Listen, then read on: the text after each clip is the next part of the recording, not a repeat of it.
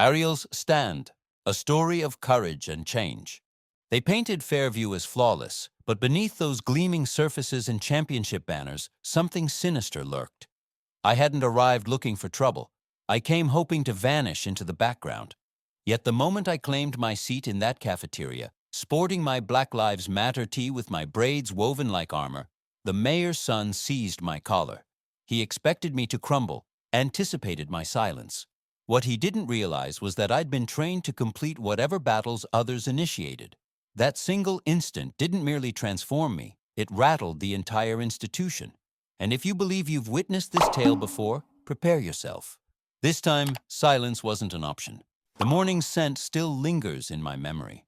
Freshly mowed lawns mixed with excessive cologne from the realtor's blazer. He'd presented us with those keys to our modest duplex as though they were golden passes. "Fairview offers the perfect fresh beginning," he'd declared, flashing that blindingly artificial smile. Peaceful, secure, the kind of community where young people flourish. Even then, something felt wrong. Places that appeared too pristine always concealed dark secrets. My mother, Arielle Monroe, full-time healer, full-time champion, had scraped together every penny to bring us here. She claimed it was for my future. Superior education, better opportunities, a clean slate away from Philadelphia. I desperately wanted to trust her words, but experience had taught me that not every polished corridor and perfectly manicured lawn extended genuine welcome. That inaugural day at Fairview High arrived crisp and clear, yet every gaze tracked my movement as if I'd descended from another planet. Whispers slithered through locker cracks, girls exchanged meaningful glances, boys either stared too intensely or averted their eyes too quickly. Still, I held my head high, braids secure, hoodie zipped, sneakers spotless. I'd never mastered the art of making myself smaller. English became my second class in room 214. Mrs. Jenkins smiled with forced enthusiasm as she presented me to the class. "Everyone, meet Arielle Monroe. She's just relocated here from Philadelphia. Let's help her feel at home." That word, home, stung deeper than expected. From the classroom's rear, I caught a low chuckle followed by a voice dripping with casual cruelty. "Perfect. Our diversity pamphlet just got upgraded." Muffled laughter rippled through the room. I didn't need to turn around to identify the speaker. Tyler Whitman, quarterback, senior, the mayor's heir. He occupied his seat like he owned the entire building, arms casually draped, smirk twisting as though he'd been anticipating someone exactly like me. I remained silent, claimed my seat, and fixed my gaze forward, pretending the ice crawling up my spine was merely air conditioning. But I understood immediately. Fairview High didn't feel like a school. It felt like an examination, and someone had already determined I didn't belong. You'd expect a chemistry laboratory to rank among the safest spaces in any school. Brilliant lighting, pristine coats, educators with credentials displayed like protective shields. Yet sometimes danger doesn't wear masks or wield scalpels. Sometimes it sports varsity jackets and smiles that never quite reach the eyes. By my third day at Fairview High, I'd learned the unspoken rules. Maintain a gentle voice, deliver sharp answers, and keep your head lowered just enough to appear humble, not invisible, but pretending not to notice how they examined me, like I was a glitch in their perfect picture, was already eroding something I'd spent years constructing, my sense of self. Chemistry class occupied room 307 on the second floor. The tables were black marble, cold against the skin. I'd been paired with Eliza McCarthy, soft brown hair, hands that trembled slightly whenever she measured liquids. She rarely spoke, but her relief at avoiding Tyler's crew was practically audible. We were conducting a basic acid-base reaction. Measure, mix, observe. Simple enough. I was recording notes in my lab book, meticulous and focused, when it happened. A sudden jolt, a sharp bump against my arm. The glass beaker I held wobbled, then tipped forward. I reached too late. Diluted hydrochloric acid spilled across my open notebook, the paper hissing softly as the liquid soaked in, transforming my notes into illegible smears. Gasps echoed, snickers followed, a few muffled exclamations filled the air. Then came that voice I'd grown to recognize like a stone in my shoe. "Oops!" I looked up to find Tyler towering over me, his hand still resting on our lab table's corner like a magician awaiting applause after a sleight of hand trick. That same arrogant expression was etched across his features. He didn't even attempt to mask it as accidental. "Didn't see you there," he added, his voice thick with mockery. "Maybe next time, try not to be in the way." No teacher witnessed it. Mr. Harding had his back turned, assisting another group. But the rest of the class saw everything, heard every word, and did absolutely nothing. That silence, that hollow, suffocating quiet, resonated louder than any outburst could have. It was the kind of silence that follows cruelty, the kind that whispers, "Don't get involved, don't speak, just watch." My hands clenched the desk's edge, knuckles whitening, not from fear, but from fury. I'd experienced this before. Different school, different bully, identical silence. Only this time, I refused to be the girl who cleaned up acid-stained pages and swallowed her pride. I stood slowly, deliberately, locking eyes with him. "You should watch where you're going," I said, my voice low but cutting. "Might hurt yourself being that clumsy." The snickers ceased. The room inhaled collectively, waiting. Tyler's eyebrow twitched, his lips pulled back into something too tight to be called a smile. "Excuse me?" "You heard me," I replied. "Or do you need me to speak slower?" Somewhere across the room, someone choked on their breath. It was like provoking a bear, I knew that. But I also understood something else. Once you allow someone to treat you like prey, they never stop hunting. He stepped closer, close enough for me to smell the mint gum he was chewing, the sharp chemical bite of his cologne. His voice dropped to a whisper, low and venomous. "You just made a mistake, new girl." I tilted my head, lips curling slightly. "I don't make mistakes," I said. "I make choices." There it was. The moment when something shifted, not just between us, but in the very air around us. The silence carried weight now, pressing against my chest, thick with the knowledge that lines had been drawn, and I had just stepped over one. The bell rang, slicing through the tension like a blade. Students scrambled to pack up, suddenly busy, suddenly blind. Tyler leaned in one final time, his voice tight. "You're going to regret that." I gathered my belongings slowly, deliberately. My ruined notebook was soaked through. The acid had burned away the ink, but not the memory. That stain would remain. I didn't flinch, didn't lower my gaze. "Guess we'll find out," I whispered, and walked away. But something followed me from that room. Not Tyler, not his shadow, not even the stairs. It was the knowing, the confirmation that this wasn't going to be just another transfer. I'd walked into a war no one wanted to name, and for the first time since entering Fairview High, I felt clear. Not safe, not comfortable, but clear. This wasn't about fitting in anymore. This was about standing tall, no matter how many times they tried to knock me down. They say monsters hide in darkness, but at Fairview High, they smiled at teachers, led the morning pledge, and wore varsity jackets with stitched initials. Tyler didn't retaliate immediately. No, he was too calculated for that. After the chemistry incident, he didn't speak to me, didn't look my way for 3 days. It was as if I didn't exist.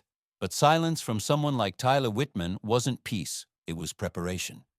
The first note appeared in my locker on a Thursday morning, folded into a tight, angry triangle. Initially, I thought it was a schedule update or some meaningless flyer. But when I opened it, 3 words stared back at me in thick black ink. "You don't belong." No name, no signature. Just that message printed in capital letters, scrawled fast and furious. I stared at it for a long time, then folded it back and slipped it into my notebook. By Monday, there were 6 more. Wrong school, wrong skin. Go back to where you came from. You'll never fit in. I didn't cry. I didn't tear them up. I photographed every single one, printed the pictures after school in the library when no one was watching, logged them in a small black journal I kept at the bottom of my backpack. I wrote down the date, time, locker number, and anything I noticed. Footsteps, hallway shadows, the scent of too much cologne. I wasn't just being bullied. I was building a case. That same week, my backpack vanished from the bench in the girls' locker room during gym. I knew I had zipped it up, knew I had set it in the same corner I always did. It turned up 2 hours later, soaked, dumped in the middle of the boys' bathroom on the first floor. Everything inside was ruined. my notes for an upcoming essay, my journal, thankfully just the decoy one I carried with me. My earbuds warped and useless. Even my lunch was smashed, like someone had stomped on it. I knew I had zipped it up, knew I had set it in the same corner I always did. It turned up 2 hours later, soaked, dumped in the middle of the boys' bathroom on the first floor. Everything inside was ruined. My notes for an upcoming essay, my journal, thankfully just the decoy one I carried with me. My earbuds warped and useless. Even my lunch was smashed, like someone had stomped on it. The vice principal, Mr. Daniels, just clicked his tongue and handed it to me wrapped in a trash bag. "Kids do dumb things," he said. "Could have been anyone. No camera footage, no investigation, just a shrug. But I knew. I knew exactly who had sent the message. The next day I found a new note in my locker. No words this time, just a grainy printed photo of a lynching torn from some dusty textbook. Only this version had been doctored. My face, my actual face, had been photoshopped onto the victim. My knees nearly buckled. I couldn't breathe. My pulse roared in my ears like waves crashing. For a second, I thought about ripping it to shreds and shoving it so far down into the trash that even memory couldn't reach it. But I didn't.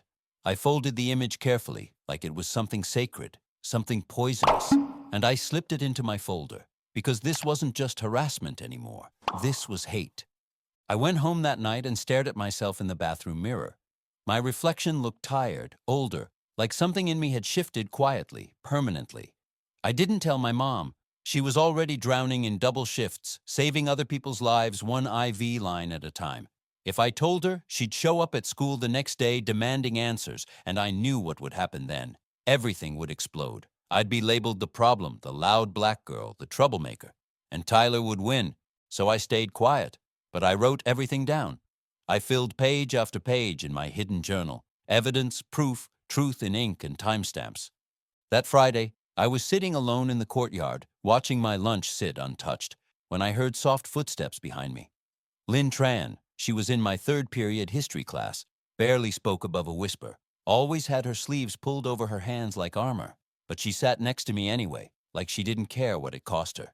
That day, she looked over her shoulder twice before she leaned in. "I overheard Mason and Tyler talking by the vending machines," she whispered. "They're planning something." I blinked. "What kind of something?" "I don't know," she said. "But Mason said, make her wish she'd never opened her mouth." And Tyler laughed, the ugly kind of laugh. Lynn's eyes were wide, afraid, but steady. "You should tell someone." I closed my eyes for a second. I could feel it building like a storm behind my ribs. "I have," I said. "Just not the way they expect." She didn't press, just nodded. When she left, I opened my journal and flipped to a blank page. Date, October 14th. Time, 12:47 p.m. Witness, Lynn Tran, overheard threat near vending machines. Keywords, make her wish, opened her mouth, laughter followed. I paused, then wrote one more line. It's coming and I'll be ready. Because I was done playing defense. If they were going to come for me, I was going to meet them head on. And this time, I wouldn't be silent. Most people only saw my mother. The steady hands, the tired eyes, the fierce love that clung to every syllable she spoke. But there was another parent who shaped me, not with lullabies or bedtime stories, but with sweat, bruises, and discipline. My father, Arielle Monroe, was a shadow that loomed large over my life, even when he wasn't there. Retired Marine, 3 tours, Bronze Star, and after all that, mixed martial arts instructor, trainer, protector of the forgotten and overlooked. He wasn't the kind of dad who dropped me off at dance class or brought cupcakes to school. He was the kind who taught me how to breathe through pain, how to hold my ground when everything screamed run. He lived back in Philadelphia, but every summer and on weekends when he could make it, we trained. And when we moved to Fairview, he made a deal with Mom. Every morning, 5:30 sharp before school, he'd FaceTime in to coach me. If he couldn't make it live, he left video drills for me to follow. No excuses, rain or shine. We converted the corner of our garage into a makeshift dojo. Foam mats over cracked concrete, a hanging heavy bag, jump ropes, resistance bands, a floor mirror propped up between 2 crates. My refuge, my forge. Every morning before the sun even brushed the sky, I was there. Jab, cross, roundhouse, clinch, sweep, repeat. Muay Thai taught me how to strike with power, not anger. Brazilian Jiu-Jitsu taught me how to think under pressure, how to win without needing to destroy. But my father taught me something deeper. Violence is always the last option, he'd say, sweat beading on his forehead as he watched me move. But if someone lays hands on you, baby girl, and you've got no other out, you end it fast. You make them regret ever thinking you were weak. I repeated those words like a prayer, because Tyler Whitman had decided I was his next target, and I could feel it, the way a forest feels the static before lightning. It started subtle. His jokes weren't whispered anymore. They were louder, bolder. In math class, "Hey, Arielle, you solving equations or planning your next protest?" Laughter, always laughter. In the hallway, he'd block my path with his friends, shoulder check me like I wasn't even there. The teachers looked away, eyes glazed with willful ignorance.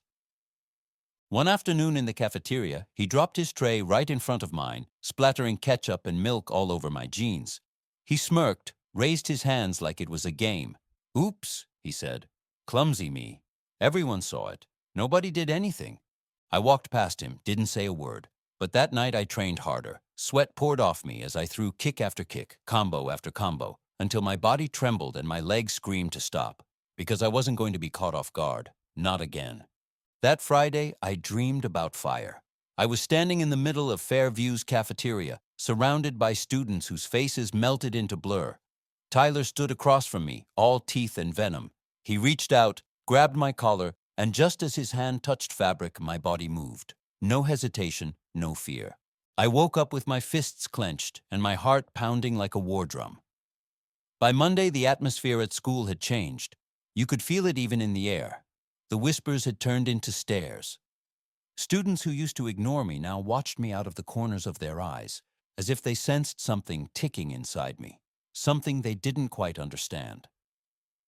Lynn stopped me before second period. "He's getting reckless," she whispered, eyes darting toward the main hallway. "He's telling people you need to be put in your place. I heard Mason say they're waiting for the perfect moment." I nodded, jaw tight. I already knew. The cafeteria. It was always the cafeteria. Open space, too many eyes, just enough noise to hide something ugly until it was too late. It was the perfect stage. Every lunch period that week I walked in knowing it could be the day. I kept my shoulders back, eyes steady. I didn't eat much. Appetite faded when your body stayed in a constant state of alert. Each tray I carried felt heavier than it should have. Each laugh from the football table felt louder, more loaded. But I never turned around, never showed my back, and I never stopped training. Each morning my strikes were sharper, each grip tighter, each breath more controlled. Because the fight wasn't just physical, it was psychological. It was about showing them that I wasn't broken, that I had never been. And when the moment came, and I knew it would, I'd be ready.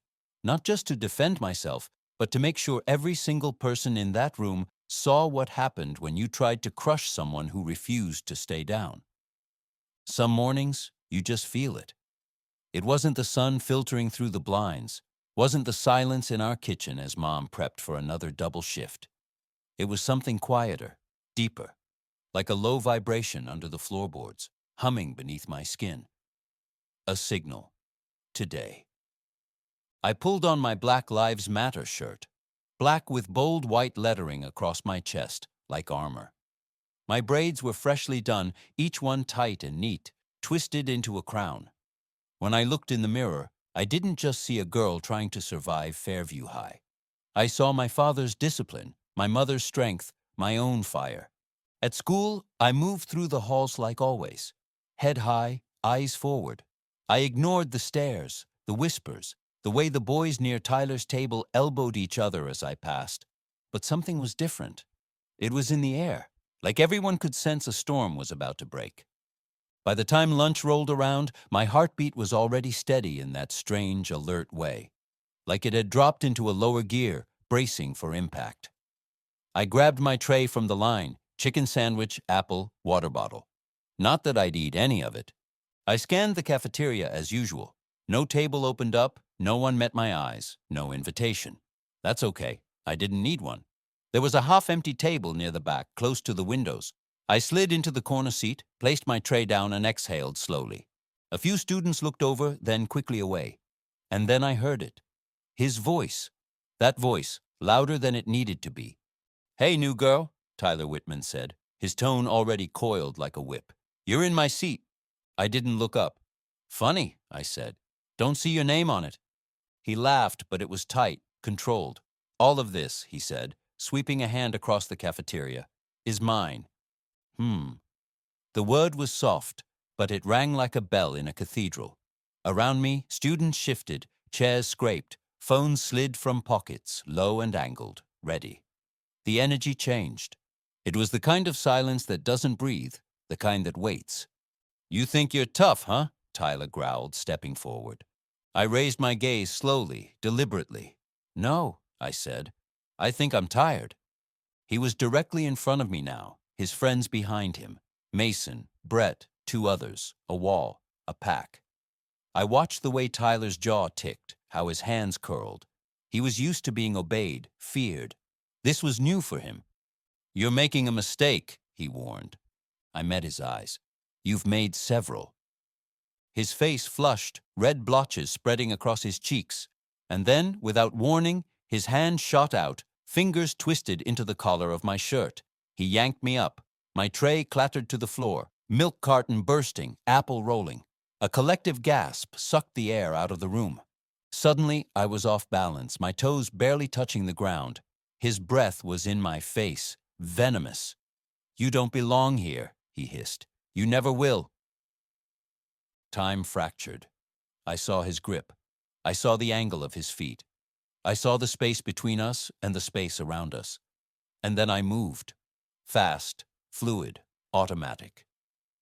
My right hand snapped up and grabbed his wrist, thumb pressing into the tendon, fingers wrapping tight. I twisted clockwise, sharp and decisive. He let out a grunt. Before he could pull back, I drove my knee into his stomach, hard. The air exploded from his lungs with a woof. His grip loosened. I stepped to the side, shifted my weight, and swept his legs with my foot in a clean, controlled arc. Tyler Whitman, the mayor's son, the king of Fairview High, crashed to the ground. The sound of his body hitting the floor echoed like thunder in the dead, silent cafeteria. I didn't stop. I dropped low, pinned his wrist, placed my foot on his chest, not crushing, just enough pressure to keep him grounded. I looked down at him. His eyes were wild, disbelieving, humiliated. "Stay down," I said, calm and clear. My voice didn't shake. "It's over." There was no movement, no sound, just the soft whir of phone cameras rolling, a dozen of them, maybe more. Then footsteps. Mason took one step forward. I looked up and locked eyes with him. "Anyone else want to put hands on me?" I asked. He stopped cold, blinked, shook his head once. "Nope." Brett backed away. Someone dropped their phone. Tyler gasped from the floor, clutching his wrist. "That's assault," he spat. "You attacked me. Everyone saw it." I stood up slowly, hands at my sides, unthreatening. Everyone had seen it. And for once they weren't afraid to speak. "She didn't start it," a voice called out. "He grabbed her first." "I recorded it," someone else yelled. "She was defending herself." Lynn appeared from the crowd, phone in hand. "I've got the whole thing," she said, voice firm. "You touched her first." The room exploded, voices rising, phones flashing, chaos. Security rushed in, confused. Tyler tried to stand. I stepped back and let him. Mrs. Gardner, the assistant principal, pushed through the crowd, pale and rattled. "What happened here?" she demanded. "He assaulted me," Tyler barked, pointing. I didn't speak. I didn't have to. Lynn held up her phone. "No, ma'am," she said. He grabbed her collar and lifted her. She just responded. The video started to airdrop. Screens lit up across the room. Evidence multiplied like wildfire. Tyler's empire cracked in real time. And me? I stood in the middle of it all, not smiling, not triumphant, just still. Because this moment wasn't about victory. It was about ending something that had gone on far too long. They say adrenaline fades slowly. They're wrong. It crashes out of you like a wave pulling back from the shore, leaving your body heavy, your breath shallow, your limbs hollowed by something you can't name. That's how it felt when the cafeteria returned to motion. I stood there, surrounded by echoes and silence and stares, while Tyler Whitman clutched his wrist on the floor like he'd been the victim. Security burst through the doors, 2 minutes too late. One officer reached for his radio. Another scanned the crowd with that, "What the hell just happened?" "Look, she attacked me," Tyler shouted before they could even ask a question. "That psycho just flipped me for no reason." The crowd rippled. Some gasped, others laughed outright. But I didn't say a word because Lynn already had her phone raised. "I have the video," she said, calm and clear. "You can see everything. He grabbed her first." Other voices joined hers, louder now, emboldened. "He yanked her up. She just defended herself. I saw it. He started it." Screens lit up like fireflies across the cafeteria, playing the footage from a dozen angles. Tyler's hand on my collar, my response, the fall, the moment he hit the floor like a dropped statue. No matter how many times he tried to rewrite the story, the truth was already in the cloud, and it wasn't going anywhere. An hour later, I was sitting in the principal's office. The walls were bare except for a dusty plaque that read, "Integrity is doing the right thing when no one is watching." I stared at it, wondering how many people in this school had ever actually believed it. Dr. Leland Carter sat across from me, a man with graying temples, nervous eyes, and the kind of cautious tone that made everything sound like a disclaimer. "I've reviewed the footage," he said, folding his hands neatly on the desk. "I'm concerned." I didn't speak. I wanted to hear where this was going. "While it's clear that Mr. Whitman initiated contact," he continued, avoiding my gaze, "the level of physical force you used could be interpreted by some as excessive. You are, after all, trained." I leaned forward slowly. He lifted me off my feet by my collar, Dr. Carter, in front of 300 students. What exactly would have been the acceptable response? Should I have waited until he punched me? He cleared his throat. "I'm simply saying there are procedures we have to follow. District protocol." "No," I said, my voice steady. "What you're saying is you're scared. Not of me, but of him. Of his father." His silence was all the confirmation I needed. By the end of the day, the footage had spread beyond Fairview. Someone had posted it on social media, captioned, "Black student drops bully after weeks of harassment. Justice for Arielle." Within hours, it hit 100,000 views. By nightfall, 500,000. Comments flooded in. "She didn't even start it. He grabbed her first. Why is nobody talking about how calm she stayed? Queen handled that with grace and power. This is what happens when schools protect bullies." And then came the reporters. They showed up the next morning, vans parked outside the school gates, microphones in hand, wide-eyed interns with notepads and questions. Local news was the first to pick it up. Mayoral son accused of assaulting classmate, video shows retaliation. They said retaliation like it was dirty, like defending yourself required justification. Dr. Carter tried to spin it in a press statement, something about an unfortunate altercation between students and internal review underway. But the internet doesn't wait for internal reviews, especially not when the mayor's son is caught red-handed. Mayor Whitman held a press conference 2 days later. I watched it from my phone in Lynn's bedroom, her mom bringing us orange slices, like nothing monumental had just happened, like my name wasn't trending. The mayor stood at a polished podium, suit pressed, voice measured. His tone was just the right balance of concern and control, a masterclass in political theater. "My son has been portrayed unfairly," he said. "Yes, there was an incident, but we believe there's more to the story. My family asks for patience and privacy as the district completes its investigation." Behind him, Tyler stood stiffly in a cast and neck brace that hadn't been there the day before. Lynn rolled her eyes. "They're trying to turn it into sympathy," she muttered. "Classic." I didn't respond because I already knew how the world worked. Boys like Tyler were born with nets underneath them. Girls like me were expected to walk the wire without falling. That evening, Dr. Carter called my mom. By the time I got home, she was pacing the kitchen, still in her scrubs, hands trembling with equal parts fury and fear. "Tell me everything," she said. I did. Every note, every threat, every hallway shove. Her eyes filled with tears, but her voice stayed still. "They're not brushing this under any rug, Arielle. Not this time." And for once I believed her, because the truth wasn't just mine anymore. It belonged to anyone who had ever been shoved into silence. The following Monday, an official email went out. Tyler Whitman suspended pending investigation. The school board called an emergency meeting. The superintendent promised transparency. Students whispered in corners, teachers exchanged uneasy glances. But the air had changed. For the first time since I'd arrived at Fairview High, people looked at me differently. Not like I was a threat, not like I was an intruder, but like I was undeniable. Still, I didn't smile, because none of this felt like justice, not yet. Tyler might have been suspended, but the stares, the whispers, the weight of every hallway moment still clung to me like smoke. I wasn't a hero. I was a girl who got tired of pretending. A girl who reached her breaking point in front of a crowd that finally had no choice but to see. It started with a whisper, a hallway murmur between lockers, a nervous hand raised just a little higher in class, a scribbled note passed under a desk, not in malice, but in hope. By Friday, the whispers had turned into voices. First came Kayla Simmons, a sophomore I barely knew. She stood up in third period English and said her name out loud, said that for 2 years she'd been called ghetto behind her back, and once to her face, that a teacher told her to watch her tone when she tried to explain why she cried through a Black history assignment.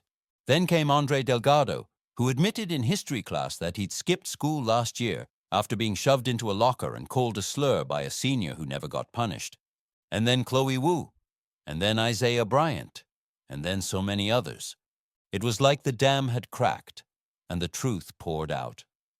Fairview High had always worn this mask of excellence: polished floors, Ivy League banners in the guidance office. But underneath, it had been something festering, quiet, tolerated. Until now. The day after my cafeteria incident went viral, the school set up a listening session. They posted flyers like it was a bake sale. Safe space to share experiences. Faculty and counselor moderated. But the room they picked only held 20 chairs.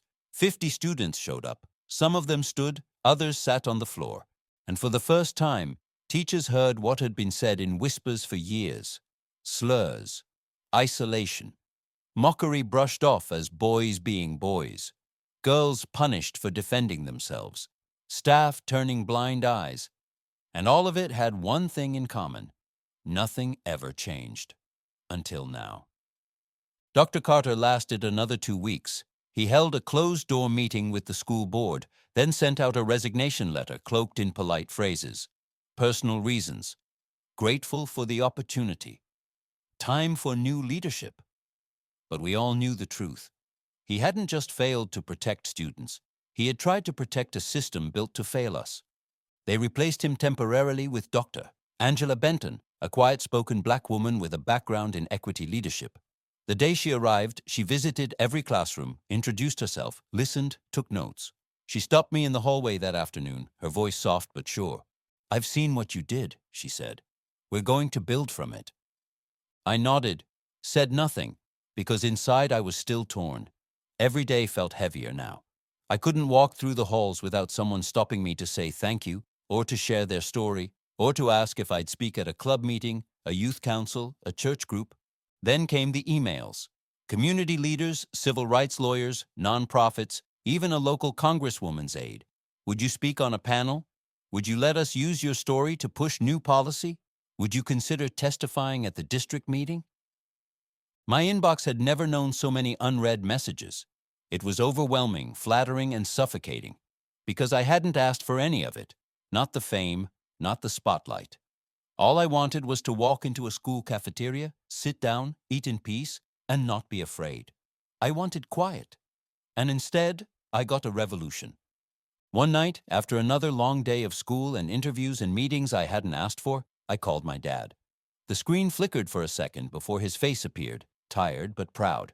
His apartment in Philadelphia looked the same. A mix of discipline and love, mats rolled up in the background, framed medals on the wall, a stack of protein bars on the counter.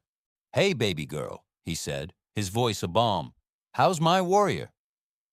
I didn't speak for a moment. Then I whispered, "I'm tired, Dad." Hmm. He nodded slowly. You should be. I didn't want all this. I didn't want my name in headlines or people calling me brave. I just wanted to be left alone. He exhaled, slow and deep. You didn't start this fight, Arielle, he said. But you finished it, right? Tears burned behind my eyes. You know, he continued, a fight's not always about fists. It's about what happens after, what you build once the dust settles. Swallowed hard. What if I don't want to build anything? What if I just want to breathe? He smiled gently. Then breathe. But know this, whether you lead or rest, you already lit a fire. And the thing about fire is it spreads. The next morning, I found a note in my locker. This time, it wasn't folded into anger or hate. It was neat, simple, scrolled in blue ink. Because of you, I told my mom what happened. Because of you, I stopped blaming myself. There was no name, no signature, just that.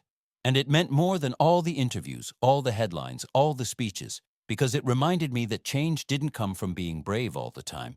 Sometimes it came from refusing to break when the world tried to bend you. Lynn and I started a group chat. She named it Fairview Rising. Within 3 days, it had over 200 members, students from every grade, every background, sharing stories, resources, planning petitions, organizing peaceful actions, even checking in on each other when the weight got too heavy. We weren't a club. We were something messier, something real, a movement maybe.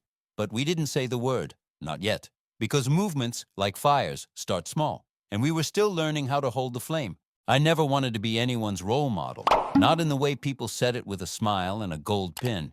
I didn't want to be the poster girl for resistance, the brave face they used to make brochures feel progressive. I just wanted to survive high school with my skin intact and my soul unbruised. But something strange happens when people start looking at you like you're more than just one moment. They begin to follow your footsteps, even when you're still figuring out the ground beneath them. And so I kept walking. Not loud, not grand, just steady. It started in the gym. The school cleared out a storage space next to the basketball courts. Linoleum floor, squeaky mats, a faint smell of old sweat and pine sol. My dad drove down that weekend, unloaded a crate of gloves and pads from the trunk, and stood there grinning like it was the most natural thing in the world. Let's teach them how to own their space, he said, slapping the heavy bag. We called it the ground game, a name that sounded both athletic and political, which somehow felt right. We met after school 3 times a week. At first, just 5 students, then 10, then 20. Different bodies, different voices, different battles. Some wanted to learn how to throw a punch. Others just wanted to feel like they wouldn't collapse if someone cornered them in the hallway.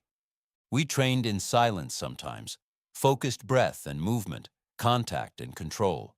Other days, it turned into laughter and release, a kind of therapy through motion, sweat washing out fear. Remember, my dad always said before we dismissed, it's not about the fight.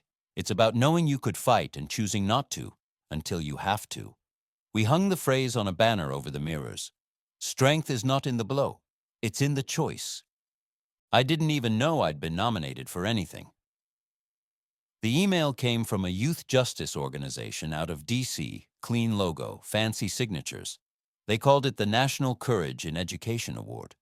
Apparently, someone submitted a video from the cafeteria. Someone else added my notes from the listening sessions. Another included screenshots of the Fairview Rising group. The words in the email blurred for a second. Your voice, your leadership, your bravery. I clicked off the screen and let my forehead rest on my desk.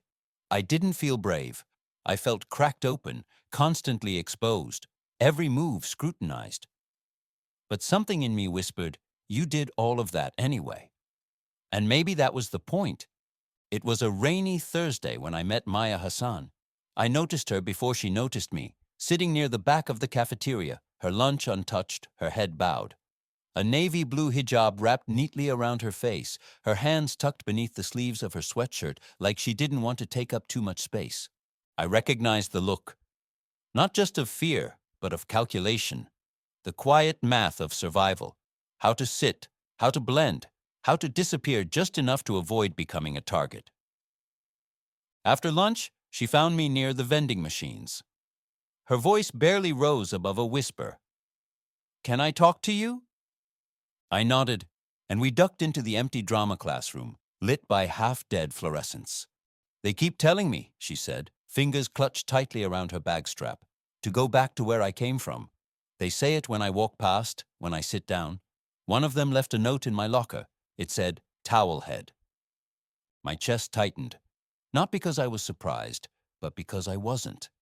I wanted to tell someone, she said, but I was scared. I saw what happened to you. I thought maybe you'd understand. I did. Too well. I asked if she still had the note. She nodded. Then I asked if she wanted to report it. Another nod. That afternoon I walked with her to the principal's office. We didn't speak on the way there. We didn't need to.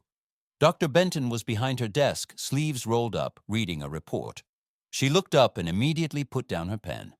Maya slid the note across the desk with trembling hands. To her credit, Doctor. Benton didn't flinch. This, she said, ends today. And for the first time since I'd stepped into that office months ago, I believed the words. Action came quickly after that. The students responsible were suspended, counseling offered, parents called. But it didn't stop there. Dr. Benton held an all-school assembly. No fluff, no excuses. She stood in front of 800 students and said, "We are not interested in performative allyship. We are interested in accountability, in restoration, in truth." New rules were drafted. Clearer language around discrimination, faster response timelines, anonymous reporting tools. But what changed more than policy was the culture. Teachers began incorporating inclusive literature into class discussions. Names that had been ignored on syllabi for years, Baldwin, Morrison, Cisneros, Yousafzai, finally had space. A diversity council was formed, student-led, teacher-supported, monthly meetings, safe circles, resource planning. I didn't chair it. I didn't want to, but I came. I listened. Sometimes I spoke. Sometimes I didn't have to, because others had found their voice now too. One evening after training, Maya stayed behind. She lingered near the mats, watching the others leave. "You know," she said, her voice stronger than before, "when I stood in that office, I thought I might faint. But you made it feel like I didn't have to be afraid." I smiled, tired and grateful. I wasn't fearless, I told her. I was just too tired to keep being silent. She nodded, then asked if she could help lead the warm-ups next week. I said yes, and just like that, something began to shift. Not all at once, not clean, but real. Something I could feel in the way people greeted each other in the hallways, the way teachers corrected slurs out loud, the way students like Maya didn't look down anymore when they walked. Not everyone liked the change. There were still mutters, still resistance, but it was no longer safe for them to speak hate without consequence. And that, to me, was a win. I thought I knew what it meant to be brave. I thought I understood what it meant to fight for space, to reclaim breath, to plant both feet and say, "Not this time." But stepping onto the campus of Howard University was like shedding skin, and standing in air so rich with history, it made your lungs ache. I'd spent a year at Fairview High defying a system that never wanted to see me. Now I was surrounded by brilliance, pride, voices that thundered in seminar rooms and whispered in dorm hallways. Every student had a story. Every voice carried the weight of resistance. And suddenly, I didn't feel like the bold one anymore. I felt small again. Not in the way Fairview made me small, with its stairs and silence, but in the way standing at the base of a mountain makes you feel. In awe, humbled. It rattled me. In my first week, I sat in the back of every class. I kept my hand down, my mouth closed. I listened to Zara from Detroit talk about organizing walkouts when the heat broke during winter. To Marcus from Chicago, who'd founded a food co-op in his neighborhood by 16. I listened and thought, what have I done compared to that? And yet, every now and then, someone would whisper, "Aren't you the girl from the cafeteria video?" I'd nod, embarrassed, shrug it off, because I didn't want that to be all I was. It wasn't until my African American Studies class that something shifted. Professor Jameson asked us to talk about the moment we first realized we were being seen through the lens of our identity. Some shared stories from childhood, others from work. A few, like me, hesitated. When my turn came, I said it flatly. I flipped a boy in a cafeteria after he grabbed me by the collar. It went viral. People called it brave, but I was just tired. The class was silent. Then someone said, "That moment gave me life.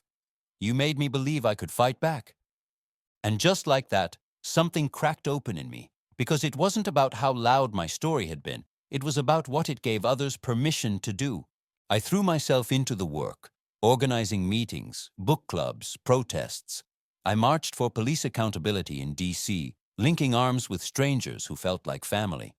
I learned the language of intersectionality, how Black liberation could never be separated from the fight for queer lives, for immigrants, for women, for all the bodies pushed to the margins. And slowly, I found my place, not as the face in a viral video, but as a thread in something far larger, more permanent, a tapestry of movement. But just when I thought I'd finally begun to settle into this new chapter, I got a text from Lynn. "You need to see this. It's happening again." The video was shaky, shot from a student's phone. Fairview High, sophomore lockers. A white student, tall, loud, sneering, backing a black boy into the lockers, taunting him. "Speak English," he jeered, "or go back to whatever jungle your dad came from." And then the boy, Jordan Ellis, I would later learn, lifted his hands, not to fight, not to push, but to take a single step forward, lock the bully's wrist in a clean, practiced motion, and guide him gently but firmly down to the floor. It wasn't brutal. It was controlled, efficient, familiar, because it was my move. The same sequence I used on Tyler Whitman, the one captured from 5 angles and played across every social platform a year ago.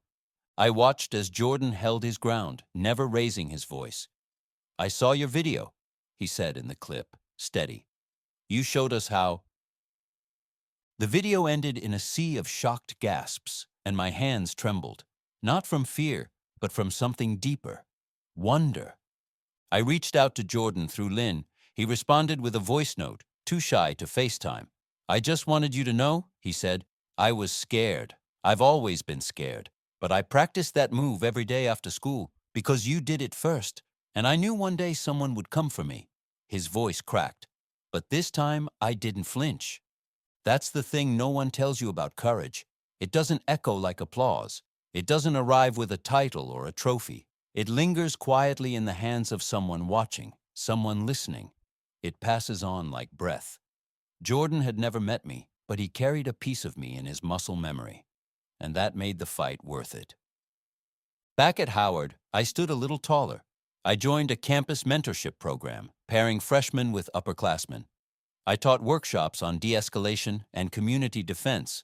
I helped plan rallies for inclusive education across DC schools. But I also learned to rest, to write poetry in the evenings, to sit by the reflecting pool with friends, and talk about dreams that didn't involve headlines or hashtags. Just joy, softness, and future.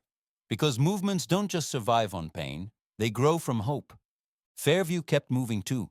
Jordan's act sparked a wave. Self-defense class enrollment doubled. Fairview Rising published its first student zine. A podcast launched, hosted by Maya Hassan, who now led assemblies on identity and belonging. They didn't need me to lead anymore. And that, to me, was the greatest measure of impact. A fire that burns without you, but because of you. The invitation came in the middle of a cold January evening. My dorm room smelled like peppermint tea and printer ink, and my desk was buried in annotated readings on social justice movements. I almost deleted the email when I saw the subject line, Fairview High School MLK Day Assembly. For a moment, my finger hovered over the trash icon, and then I opened it. The message was short, formal. Dr.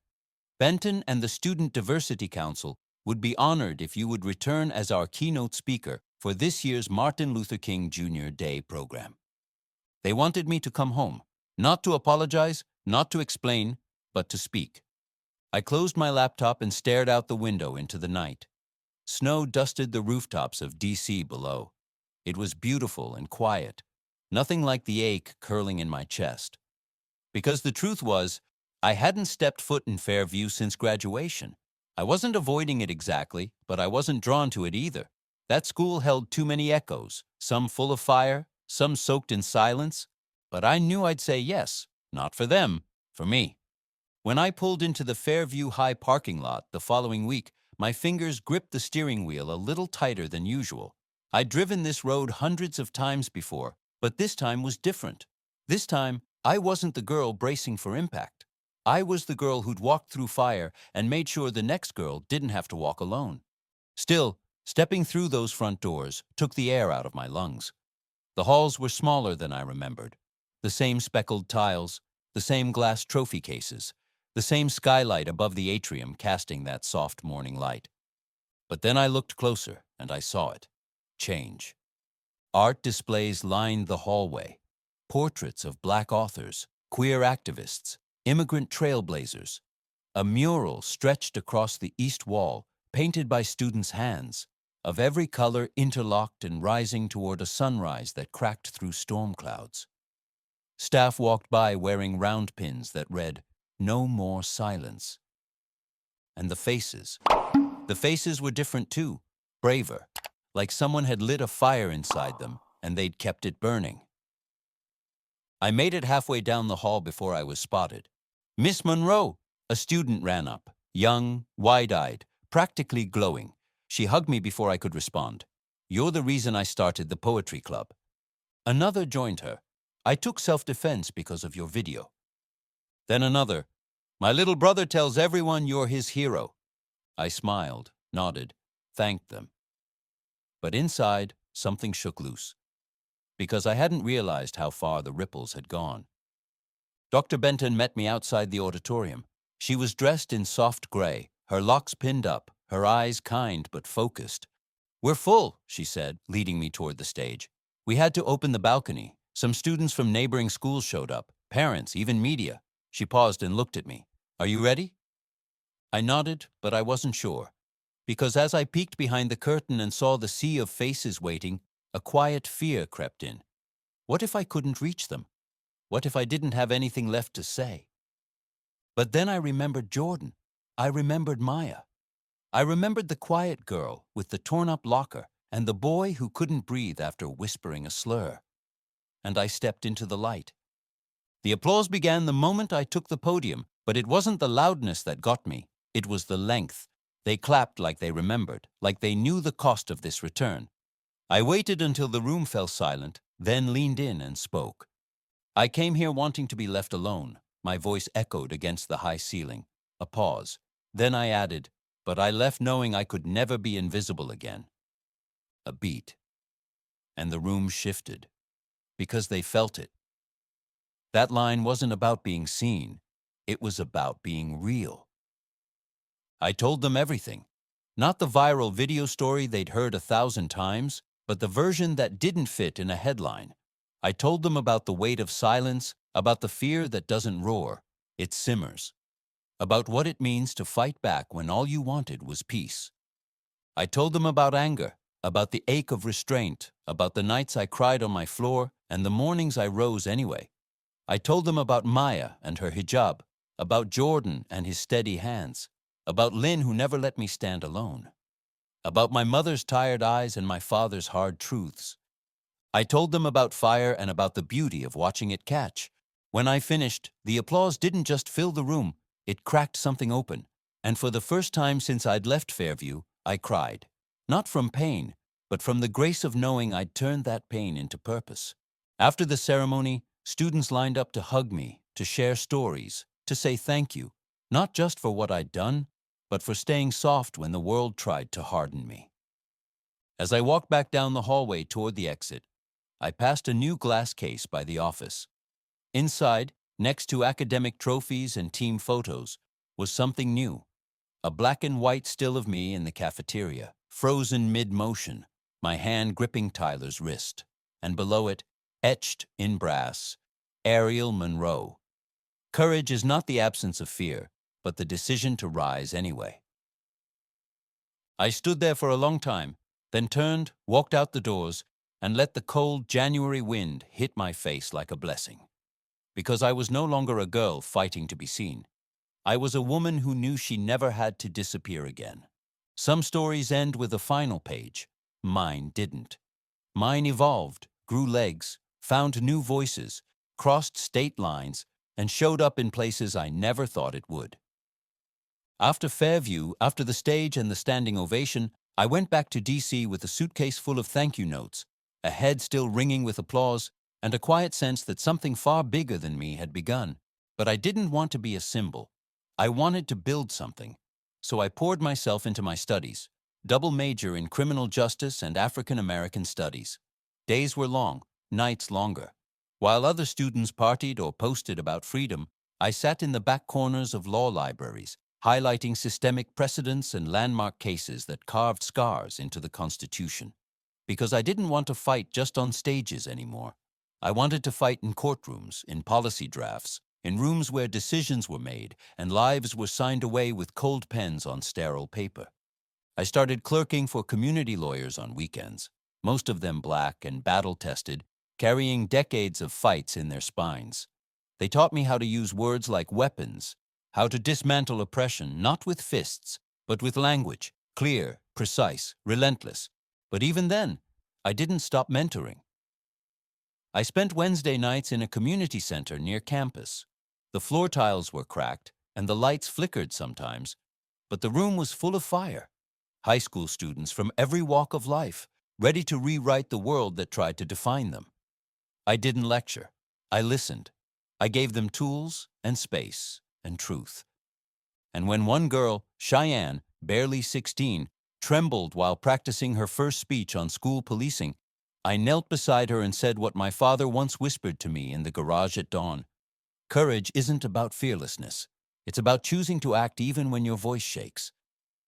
She nodded through tears, and she kept speaking. The following month, she led a rally on campus safety that drew 400 people. I spoke less often now, but when I did, it mattered.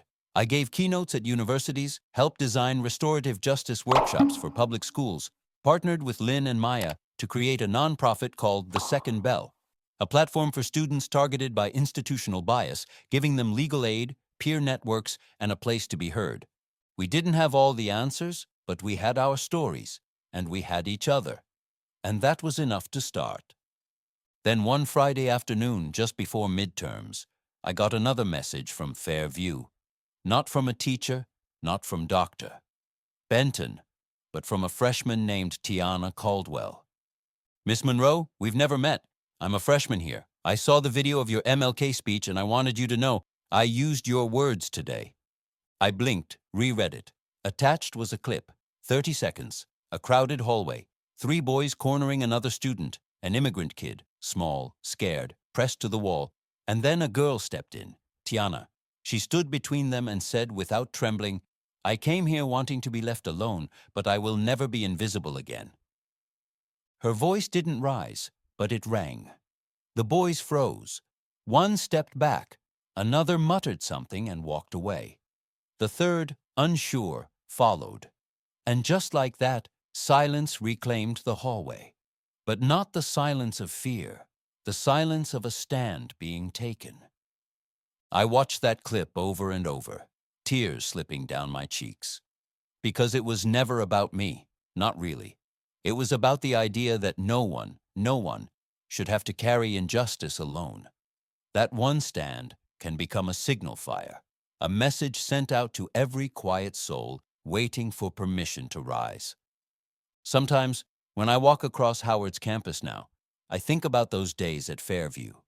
The acid on my book, the notes in my locker, the moment Tyler's hand grabbed my collar, and the second I decided I'd had enough. And I think about what came after, the fire, the voices, the movement, and how I didn't start it with a speech. I started it by refusing to stay small. Years from now, people may forget my name, but somewhere, in a classroom on a city sidewalk, in a school hallway with buzzing lights and bad vending machines, a kid will take a breath, raise their eyes, and stand. Not because they're fearless, but because someone once showed them how. Some stories end with justice, others end with change. But the most powerful ones? They don't end at all. They pass from hand to hand, heart to heart, quietly becoming part of someone else's fight. Arielle Monroe didn't set out to start a revolution. She didn't wear armor or shout into bullhorns. All she wanted that first day at Fairview was to be left in peace, to blend in, to breathe. But when her collar was yanked, when her dignity was challenged in front of the entire school, she stood, not because she wanted attention, but because silence would have cost her something greater. And that single moment, that flash of resistance born from pain and discipline and legacy, rippled far beyond what she could see. It taught us something many forget in a world that often rewards conformity and punishes difference, that courage isn't some loud cinematic act. It's the quiet decision to not shrink when the world demands that you disappear. It's saying, "I see you," to someone who's always felt invisible. It's refusing to bow even when your knees tremble. It's standing for those who can't yet stand for themselves. And in doing so, it lights a path. That path has now been walked by Maya, by Jordan, by Tiana, young voices who were once bystanders, now leaders. They didn't just inherit Ariel's strength, they built their own. And maybe that's what true legacy looks like. Not a name etched in stone, but a spark carried forward in someone else's breath. So maybe this story found you today for a reason. Maybe you've been quiet for too long. Maybe the hallway you dread walking into is still waiting for someone to change its echo. And maybe that someone is you. If this story stirred something in you, if you felt seen, heard, or moved, then don't let it stop here. Share it with someone who needs this fire. And if you believe in stories that fight back, stories that dare to speak when silence is expected, then stand with us. Because the world doesn't need more noise, it needs more truth. And your voice might be the next one that refuses to be quiet.